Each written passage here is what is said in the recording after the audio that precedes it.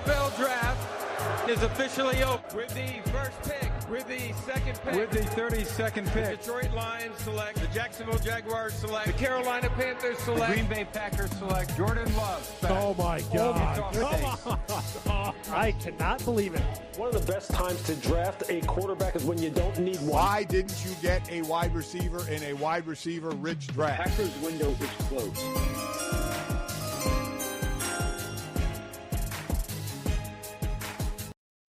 Hello and welcome to Talking Sports with Evan, NFL Draft Talk, Episode 3.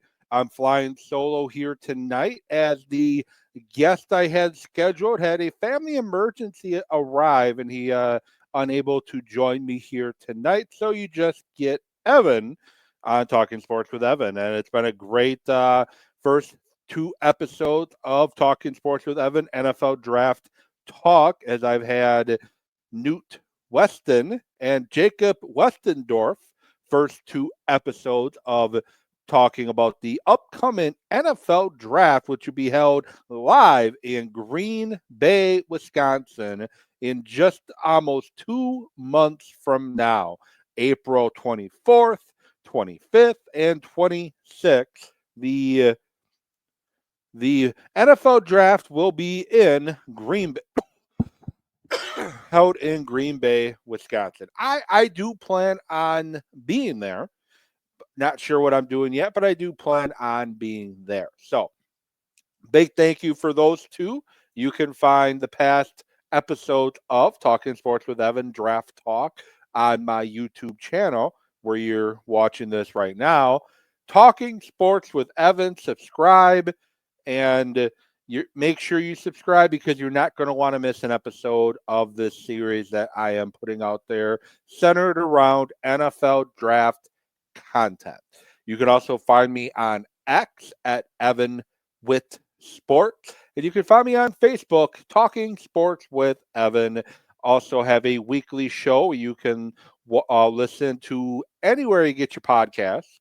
Also, you can get it on YouTube as well. Each live episode is put on YouTube, X, and Facebook. So lots of ways to get my content, NFL draft or not.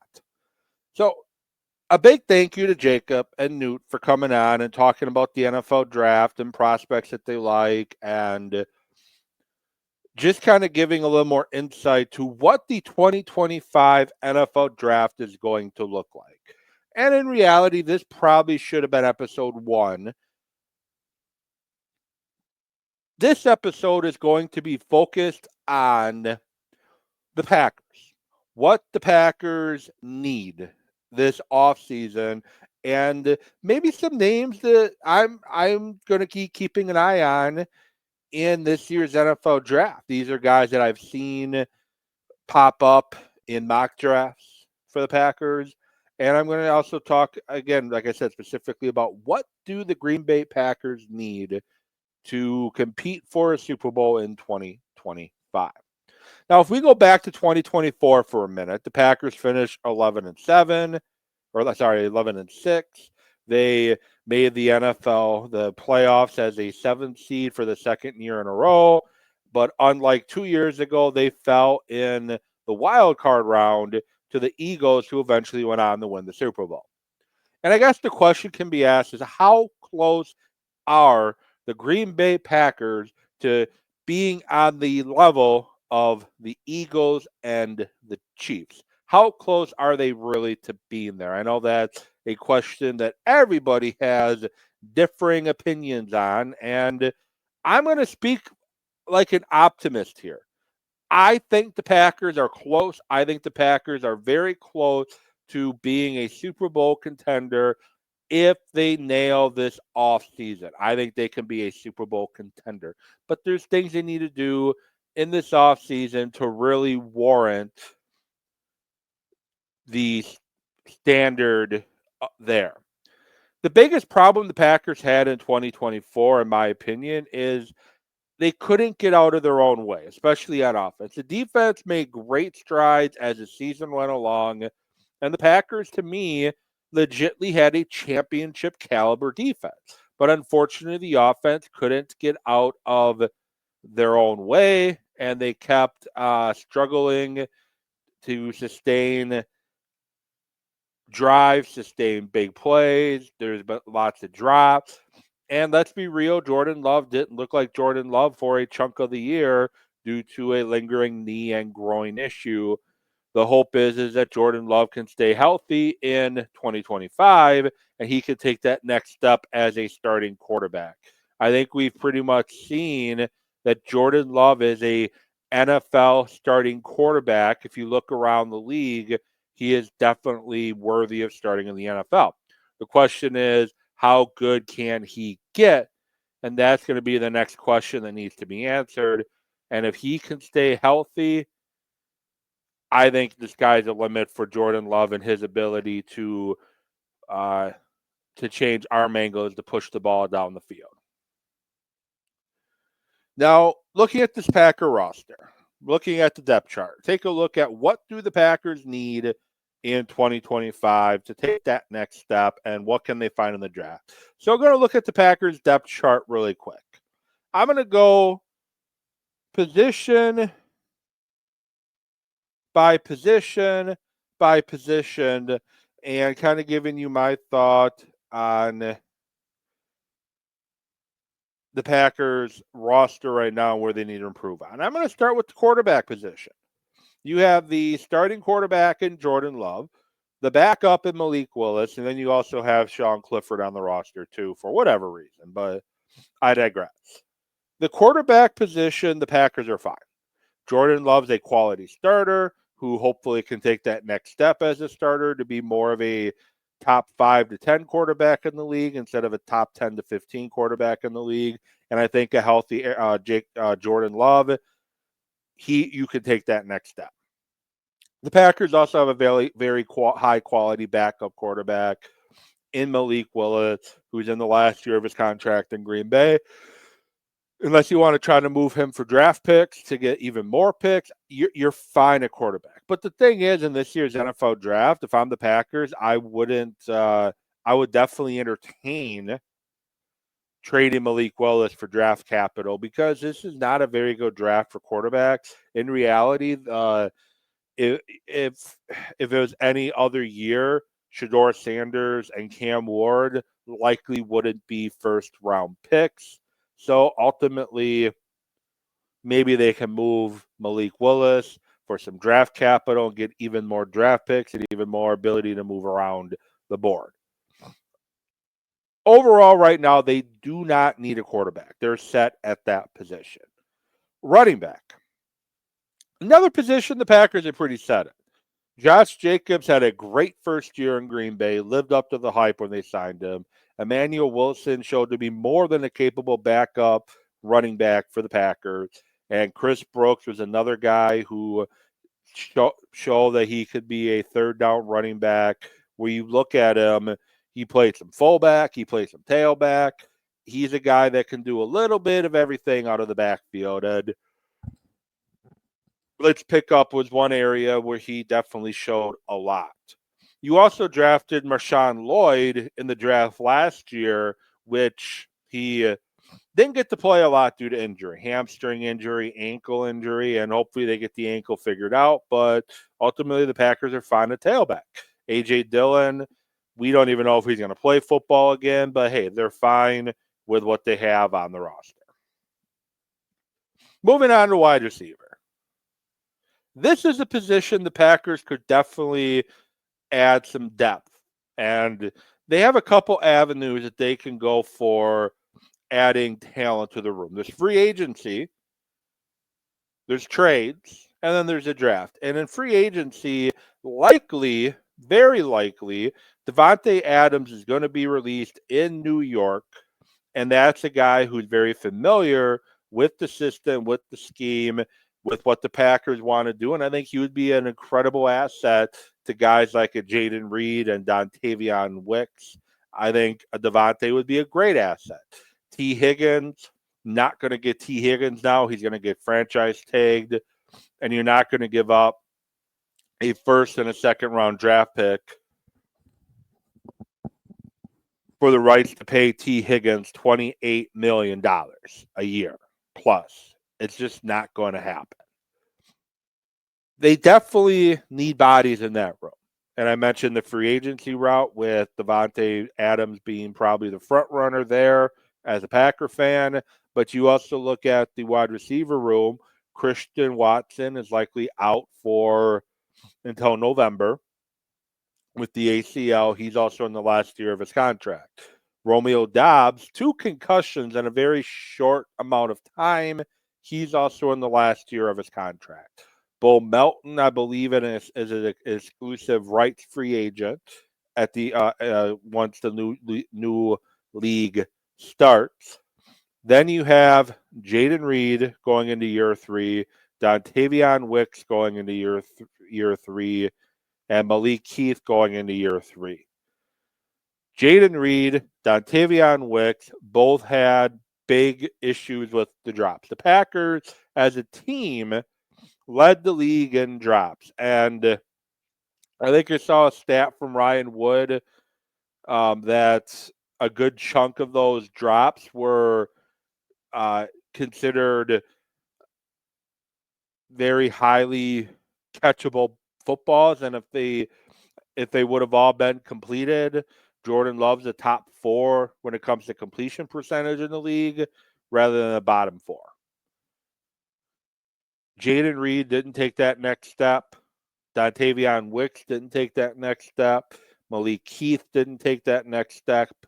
Bo Melton didn't take that next step. Romeo Doubs is who he is. And Watson was probably the best wide receiver you had on the roster when he was on the field most of the year. There are some guys at the wide receiver position the Packers could definitely look at if they want to improve the room. You got some first-round options, which I know the Packers don't take wide receivers in the first round, but you do have some first-round options, such as Emeka Ubaka, wide receiver from Ohio State, 6'1", 205.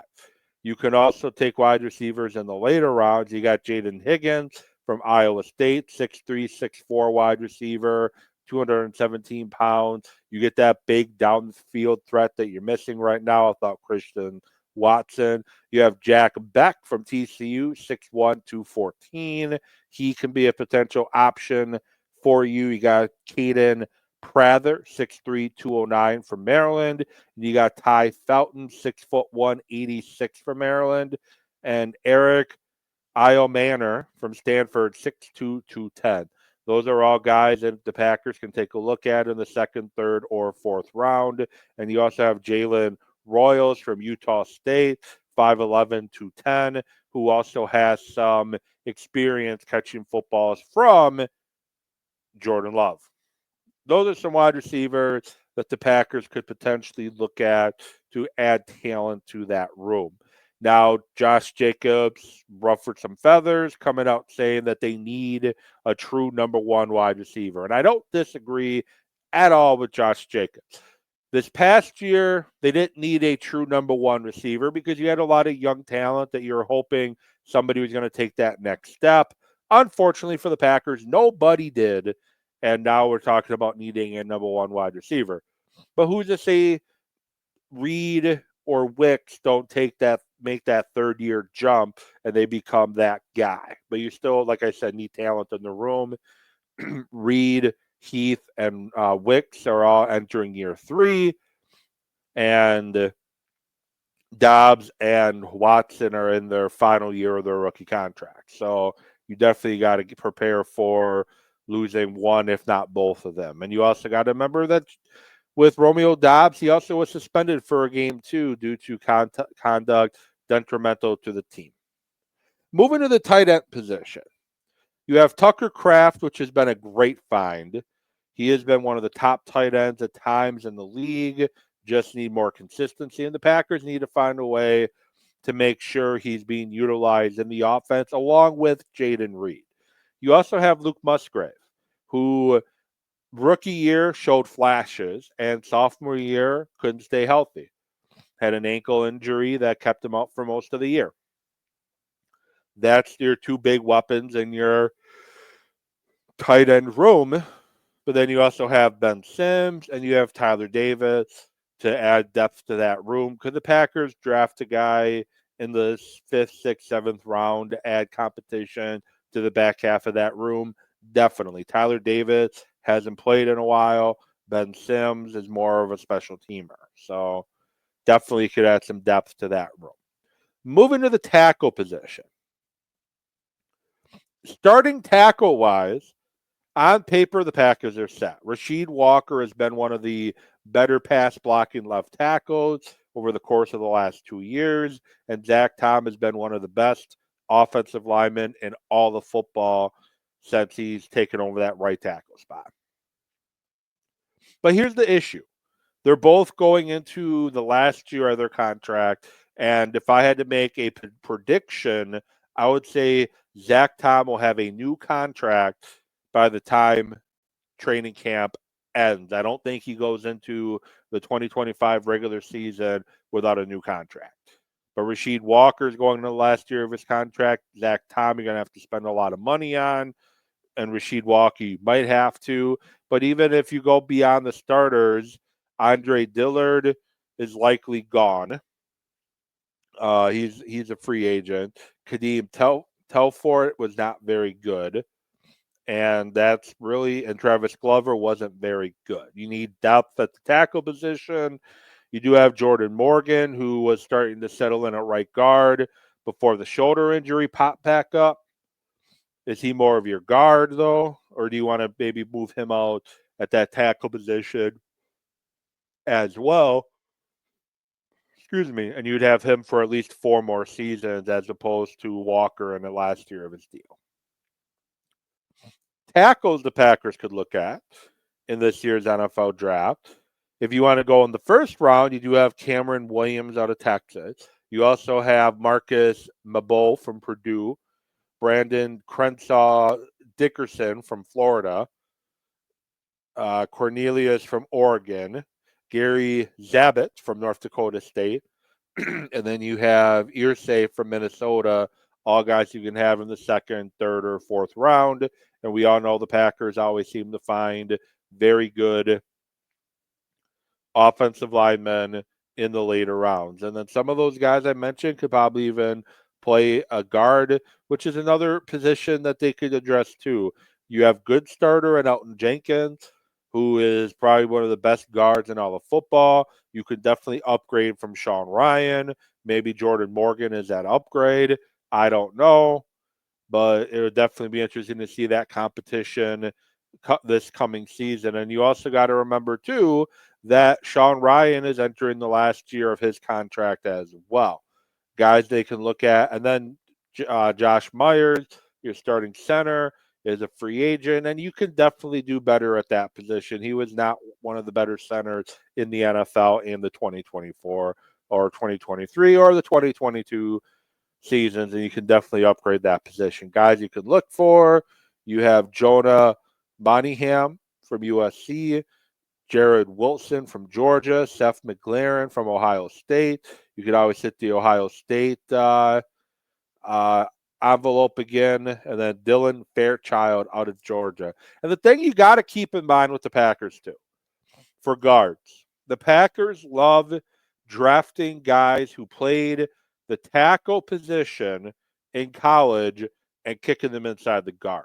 Josh Sitton, TJ Lang, JC Treader, Sean Ryan, Elton Jenkins. Zach Tom's back out of tackle now, but they drafted him with the purpose of playing guard before things just kind of fell the way that they did. But the Packers love taking guys that play tackle in college, body type is more of a guard, and kicking them inside the guard. That's what they love to do. So don't be surprised if they take a tackle or two and one of them or both of them end up competing at the guard spot. And offensive line, especially when you watch the Super Bowl, is a position that you can never have too many quality offensive linemen. And after Elton Jenkins got hurt against the Eagles, it was very tough for the Packers. It was tough for the Packers to do anything prior to the injury, but after the Jenkins injury, it got even tougher for the Packers to do anything with the football.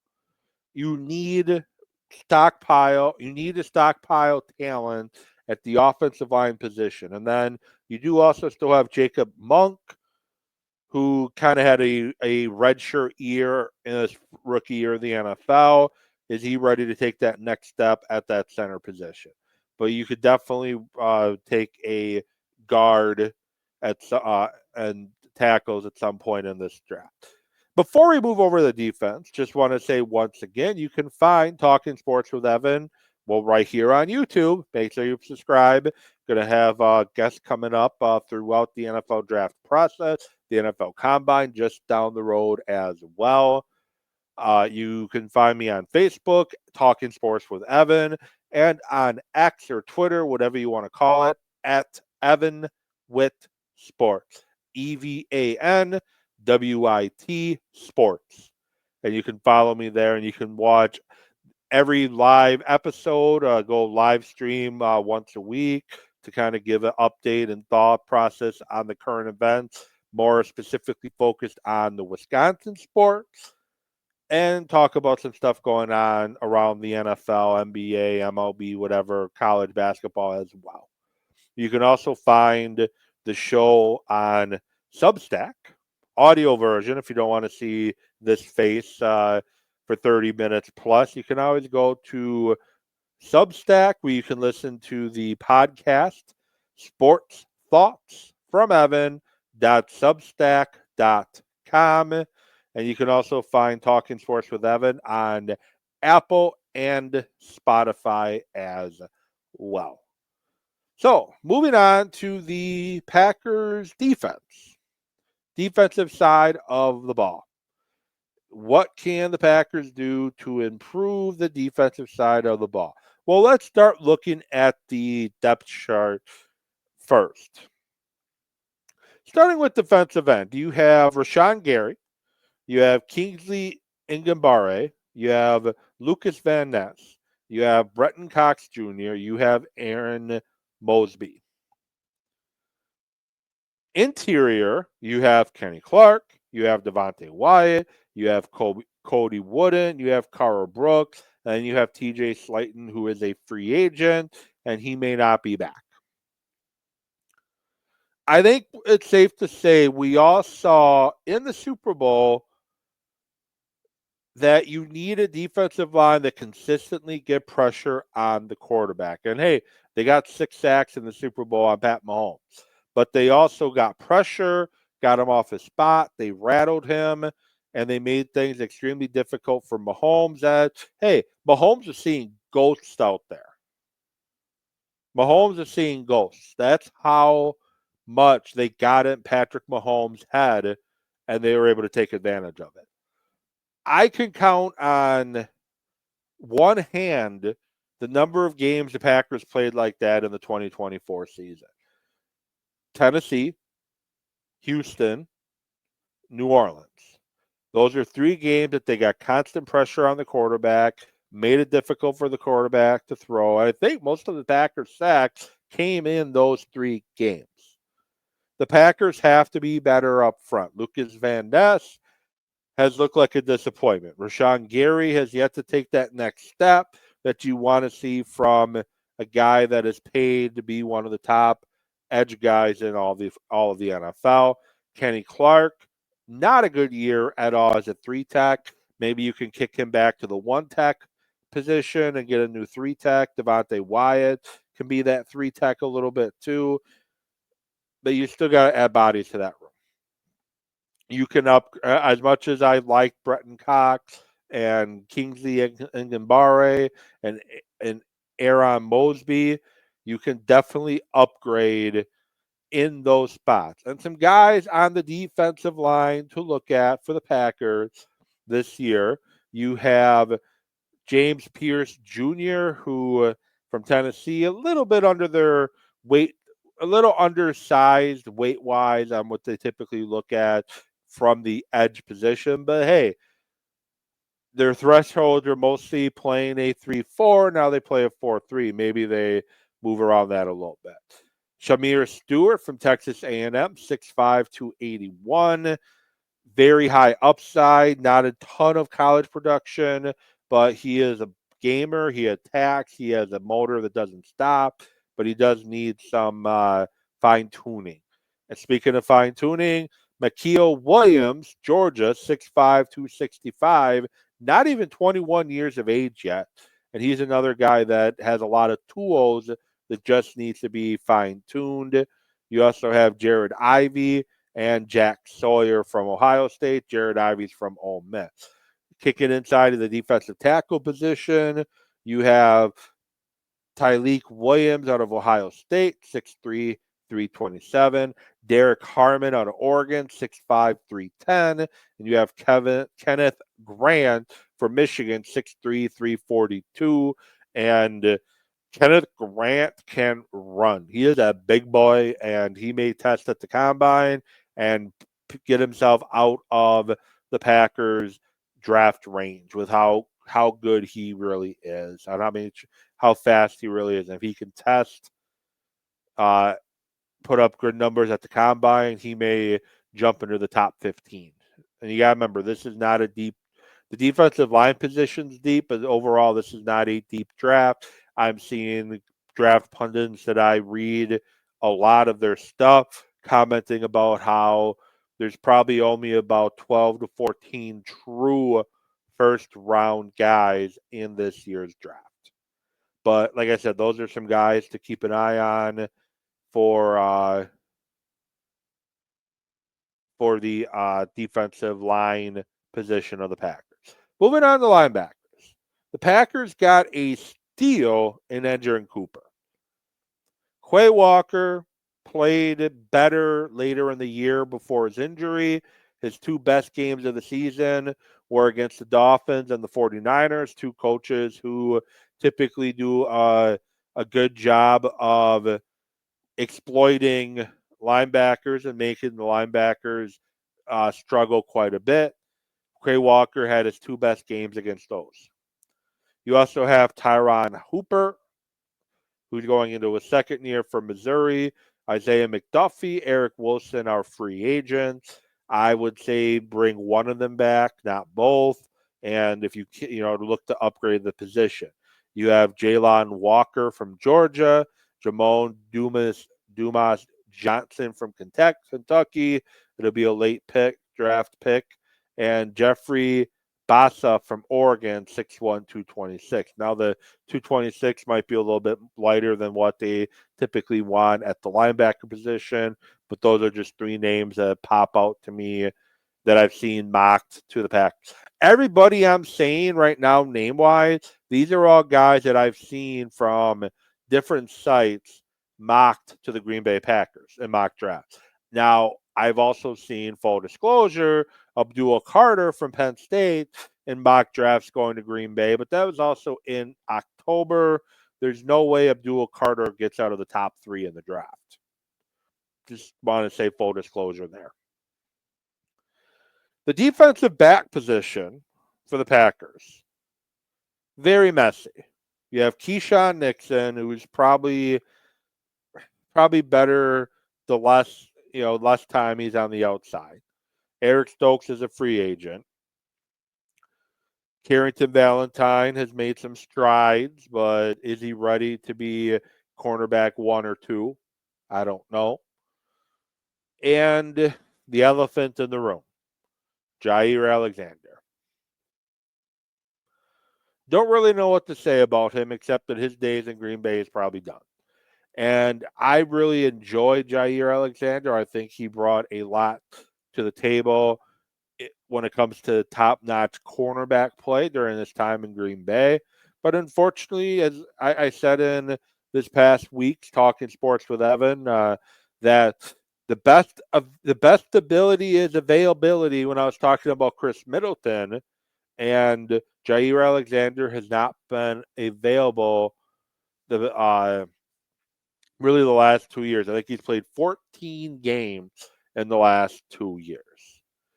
Guys who I've seen mocked to Green Bay in different mock drafts, you have Benjamin Morris from Notre Dame, 6', 190. Chevron Revell Jr. from East Carolina, coming off an ACL injury, 6'1", 188. Denzel Burke from Ohio State, 6'1", 190. Jordan Hancock from Ohio State, 6'1", 195. I've seen Jadea Barron from Texas, 5'11", 200. He'll be more of a slot guy, and you kind of already have that in Bullard, more of your nickelback. So I don't know if that would be kind of redundant there.